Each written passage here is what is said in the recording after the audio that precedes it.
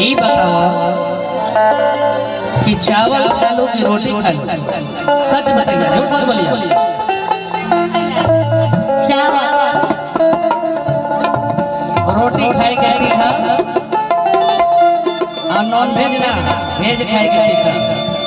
पिछली रानी 45 वर्ष हो गई, बहुत पहले हम खाते रही मगर माई की भक्त हो गई 45 वर्ष हो गई। अभी भी रोज सबके आशीर्वाद बा। चावल हम बिल्कुल याद नहीं कि हम खाई रहूँगा। दोनों टाइम रोटी चला रहा। दूध के प्रेमी है तो लोग तो भाई एक प्रेमी हो गया। उस समय कुछ नहीं है। चलिए मैं वही गीत पेश करती हूँ जो कि मेरी फर्स्ट रिकॉर्डिंग हुई थी बॉब कट में। इस गीत का कहानी कुछ और है। पार्लर में मैं गई थी, मैं गीत भी लिखती हूँ। हमें डॉक्टर मना कर दिया कि आपको गीत नहीं लिखना है, दिमाग से काम आप कीजिए, इसलिए कि मैं बीपी की पेशेंट हूँ। वो गीत मैं लिखी थी मुखड़ा, जिसमें नाम था अशोक शिवपुरी का। गीत पेश करती है जिस कैसे का नाम है बॉब कट में किसे सुपर कैसे कि हाथ में रुमाल लेके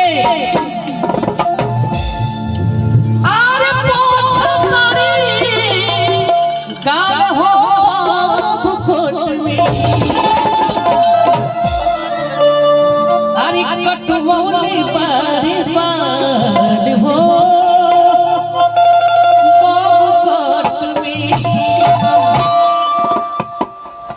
आवाज आवाज आप क्या करियो रे ऐसा कहता बात हाथ में खाली हाथ रोटी में ताकत होला। चला और एक दिल्ली में मेरा बेटा नौकरी करता है। मेरा अभी हाल ही में आप लोगों का आशीर्वाद है। मेरा पोता मेरा बहुत बड़ा बैंक का मैनेजर बन चुका है। आप लोग दिल से आशीर्वाद दीजिए। प्रतिदिन पटना में 2 किलोमीटर हम दौड़ी स्टेडियम में। प्रतिदिन हम 4 बजे निकल जाए हम अपना घर से।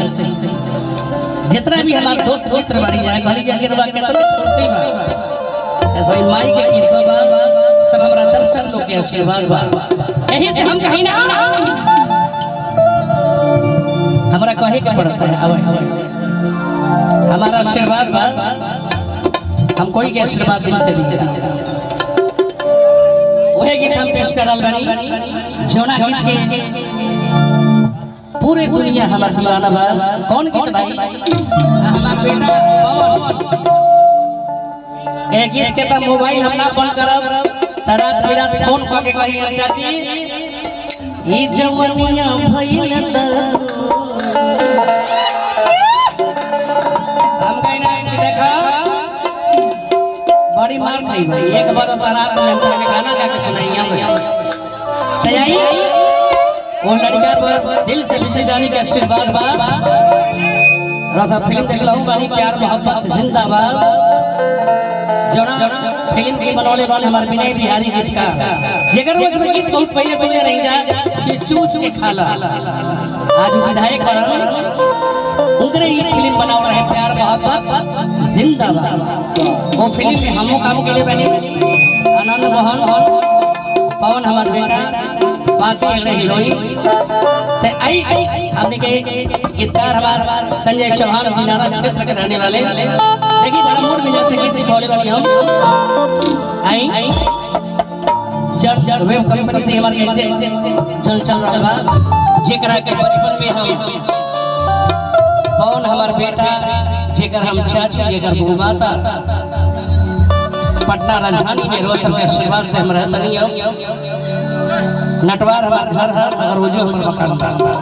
ये सब रोज सबके आशीर्वाद बा। अभी जुलाई में हमार फिल्म भी आ रहा बा जोना फिल्म के नाम है कटान। वो में गीत भी बा हमार और अभिनय भी बा जो कि बनारस तारकेश्वर नाथ में शूटिंग भइल बा। एगो फिल्म के भी 3 दिन हमार लाइफ जो चलल हमरा से पूछताछ भाई वो बिजली रानी के नाम से वो फिल्म बनी। बहुत बड़ा एक इतिहास ये सब सबके आशीर्वाद यही तरह आशीर्वाद मौले